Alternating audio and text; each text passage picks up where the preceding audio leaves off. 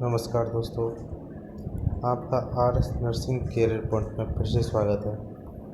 मैंने आपको पिछली वीडियो में common skill use assessment and treatment का फर्स्ट पार्ट करवाया था। अब हम सेकंड पार्ट पढ़ेंगे। ठीक है दोस्तों,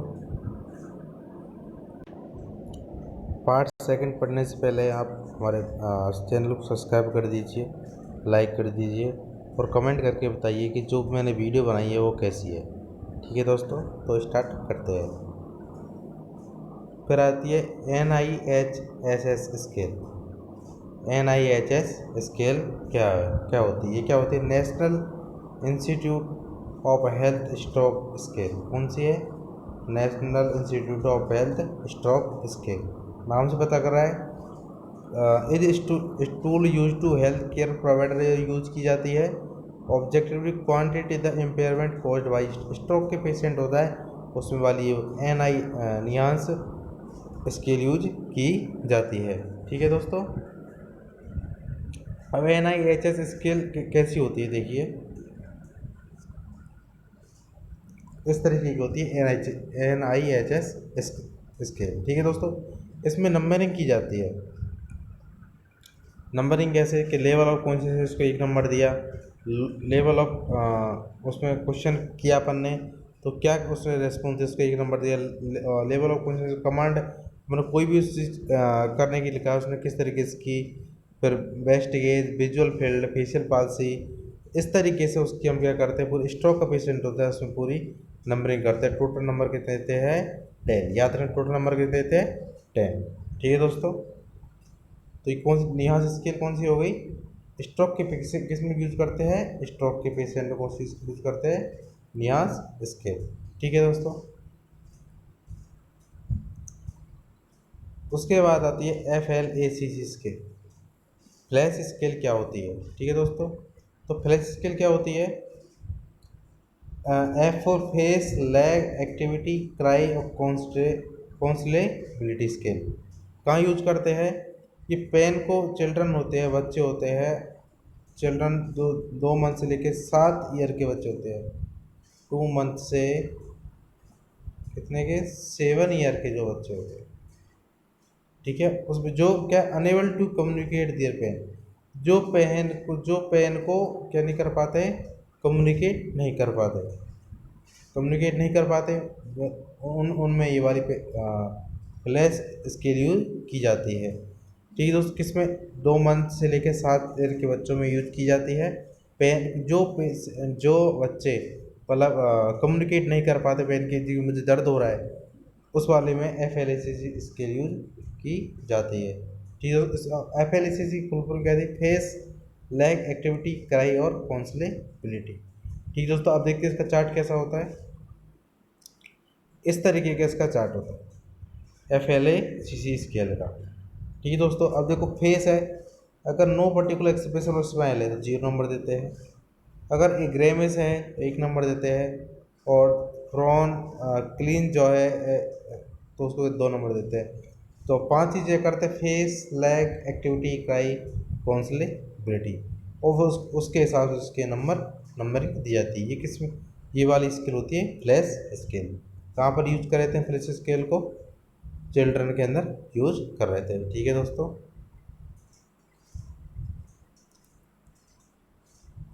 उसके बाद आती है क्राइज स्केल। क्राइज स्केल क्या होती है? Neonatal post operative pain measurement के लिए इसको यूज करते हैं, क्राइज स्केल को। किसको? CRI, क्राइज स्केल को। तो neonatal post operative pain measurement score के लिए इसका यूज करते हैं, CRIES। ठीक दोस्तों, C फॉर क्या होगा? Cry. R for require increase oxygen administration. I for increase vital sign. E for expression. S for sleeplessness. अब जो पोस्ट ऑपरेटिव बच्चे होते हैं उसमें पेन को मेजरमेंट करने के लिए न्यूनेट होते हैं, उसमें ये यूज करते हैं क्राइज स्केल। ठीक है दोस्तों, कहाँ पर यूज करते हैं? नियोनेटल में पोस्ट ऑपरेटिव पेन मेजरमेंट के लिए इसको यूज करते हैं क्राइज स्केल का। क्राइज की फुल फॉर्म कहती है C for crying, R for require increase oxygen administration, I for increase vital sign, E for expression, S for sleepness. अब ठीक है दोस्तों, इसका चार्ट देखते हैं कैसे कैसी स्केल होती है। इस तरीके की स्केल होती है। CRIES scale for post operative pain के लिए इसका यूज किया जाता है। अब इसमें क्या करते हैं, हम नंबरिंग करते हैं। क्राई है, SpO2 95 ज़्यादा है, इंक्रीज वाइटल्स है, एक्सप्रेशन है, स्लीपलेसनेस। 5 चीज़ बताई थी मैंने उसकी फुल फॉर्म क्राइज की। अगर नो जीरो है तो नो नो नो है तो जीरो, हाई पिच है तो 1, और इनकॉन्सेबल है तो 2। और ऑक्सीजन क्या है, जीरो है, नो है तो जीरो नंबर, 30 से कम है 1 नंबर, 30 से ज़्यादा है तो भी 2 नंबर। रिक्की वाइटल साइन हार्ट रेट वगैरह चेक करते हैं। ठीक है दोस्तों, इस तरीके की चार्ट होती है, वो होती है क्राइज स्केल। ठीक है दोस्तों, कहाँ यूज़ करते हैं क्राइज स्केल को, neonate post operative pain management management के यूज करते हैं। फुल फॉर्म क्या थी, cry require increase oxygen administration, increase vital sign, expression, sleeplessness. उसके बाद आती है, वो होती है 4 स्केल। कौन सी दोस्तों, 4 स्केल। 4 स्केल, 4 स्केल की फुल आउटलाइन ऑफ अनरिस्पॉन्सिवनेस क्या है, फुल आउटलाइन ऑफ अनरिस्पॉन्सिवनेस। ये क्या होगी, फुल 4 की 4 scale clinical grading scale design use to medical profession in the assessment of patient impaired level of consciousness. कहाँ पर यूज आती है, असेसमेंट करने के लिए, लेवल ऑफ कॉन्शियसनेस के लिए इसका यूज करते हैं। ठीक है दोस्तों, और इसके कहाँ यूज करते हैं, जो अनरिस्पॉन्सिव पेशेंट होते हैं, लेवल ऑफ कॉन्शियसनेस चेक करने के लिए इसका यूज करते हैं। 4 स्केल का, 4 स्केल फुल क्या थी, फुल आउटलाइन ऑफ अनरिस्पॉन्सिवनेस। अब ये स्केल इस तरीके की होती है, जैसे ग्लासोफोमा स्केल होती है उस तरीके की ये वाली स्केल होती है 4 स्केल। इसमें क्या करते हैं, आई देखते हैं, मोटर रेस्पॉन्स देखते हैं, ब्रेन स्टीम रिफ्लेक्स देखते हैं, रेस्पिरेशन देखते हैं। 4 चीज़ देखते हैं, आई, मोटर, ब्रेन, रेस्पिरेशन। ठीक है दोस्तों, किसके अंदर, 4 स्केल के अंदर। अब उनकी फिर उसकी नंबरिंग इस हिसाब से करते हैं। तो 4 स्केल कहाँ यूज़ करते हैं, लेवल ऑफ कॉन्शियसनेस को चेक करने के लिए। ठीक है दोस्तों, तो 4 स्केल ये वाली हो गई। नेक्स्ट स्केल चलते हैं, 4 CDR स्केल। CDR स्केल क्या होती है, क्लिनिकल डिमेंशिया रेटिंग।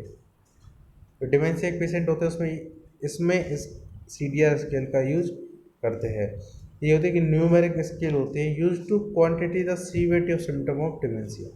डिमेंशिया के सीवियरिटी सिम्टम को सीवियरिटी को देखने के लिए CDR स्केल का यूज करते हैं। कहाँ पर, नाम तो लगता है क्लिनिकल डिमेंशिया रेटिंग। डिमेंशिया के पेशेंट में इसको यूज करते हैं।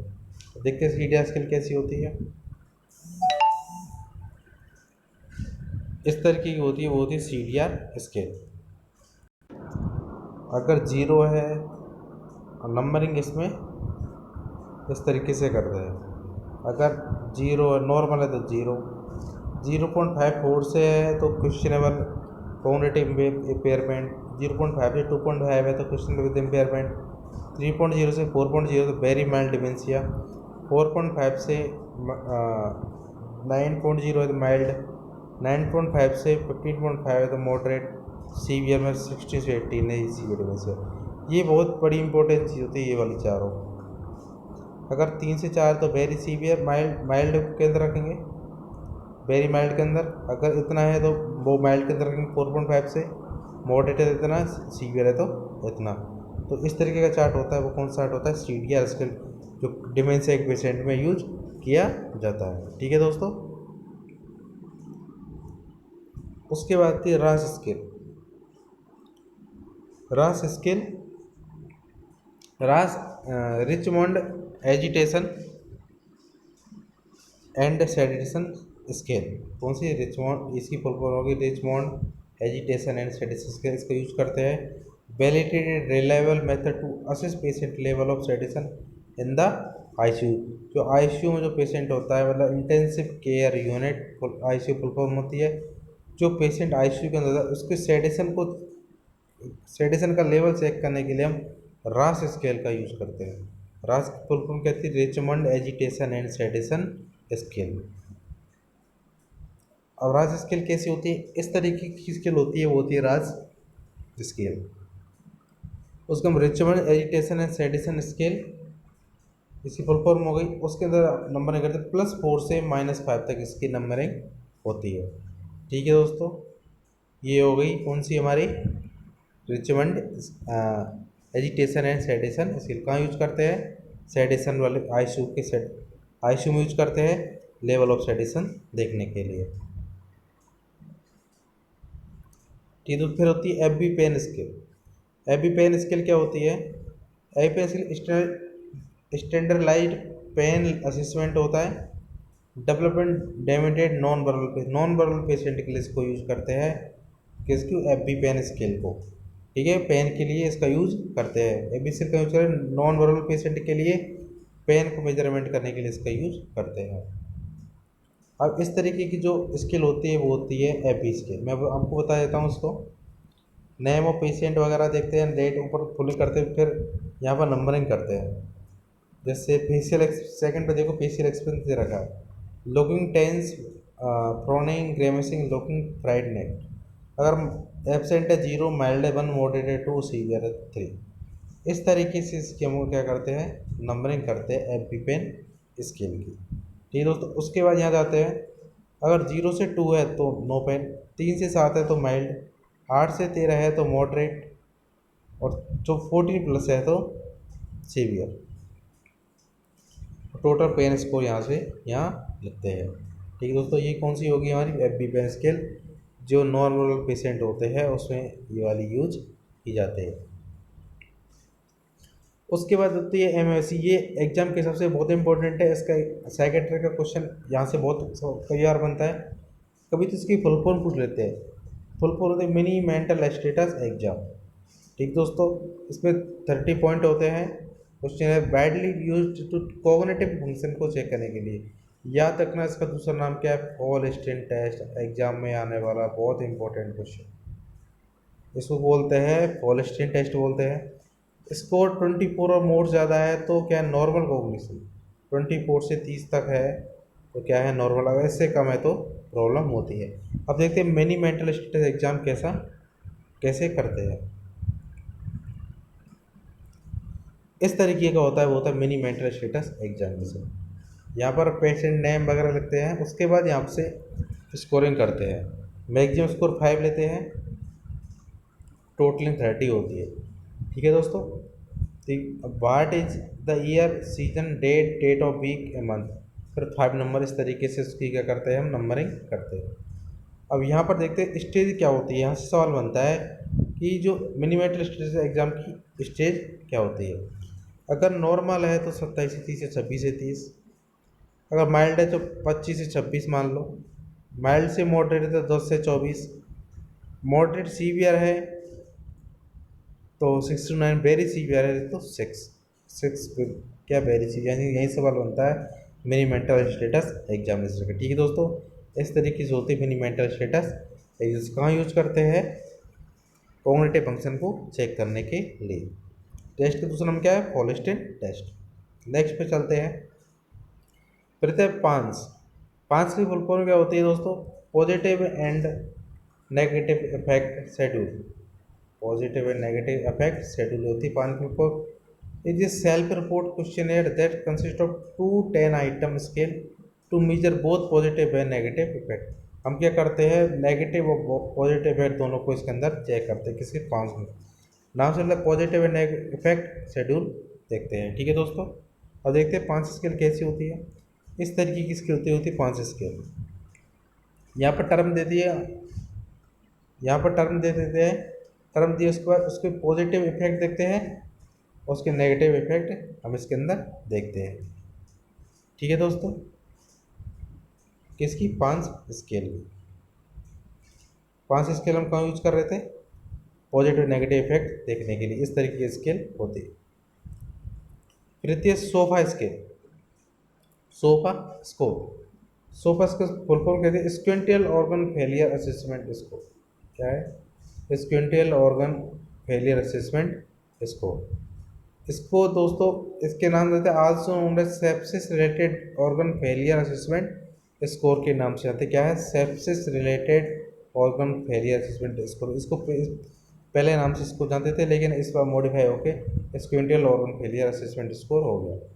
It is use to track a person status during the stay in ICU to determine the extent to person organ function rate of failure को चेक करने के लिए इसका यूज करता है कि पर्सन होता है उसका स्टेटस देखने के लिए कि पर्सन किस तरीके से उसके ऑर्गन फंक्शन कर रहे हैं, किस तरीके से नहीं कर रहे, उसको देखने के लिए हम इसका यूज करते हैं।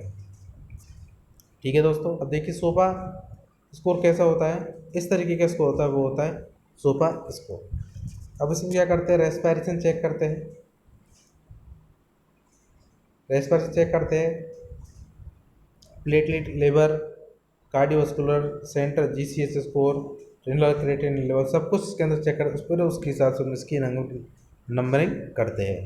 ठीक है दोस्तों, ये होते हैं SOFA score, sequential organs failure assessment score. ठीक है दोस्तों, नेक्स्ट पे चलते हैं हम। फिर APACHE second score. APACHE second score क्या होता है,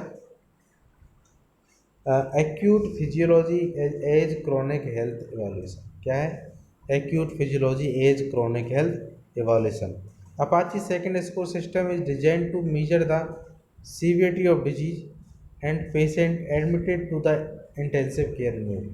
क्या करते हैं, इसको सिस्टम क्या है, तो किसको मेजर करने के लिए यूज करते हैं, डिजीज की सीवियरिटी को चेक करने के लिए हम अपाची सेकंड स्कोर का यूज करते हैं।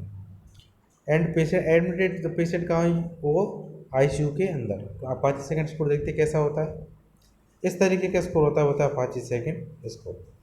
उसमें हम टेम्परेचर देखते हैं, मीन आर्टरी प्रेशर देखते हैं, heart rate, respiratory oxygen, arterial pH, sodium, potassium, सब कुछ इसके अंदर अपाची सेकंड स्कोर के अंदर देखते हैं और फिर उसको नंबरिंग करते हैं। ठीक है दोस्तों, क्या अपाची सेकंड स्कोर कहाँ यूज किया, कहाँ पर यूज करिए है,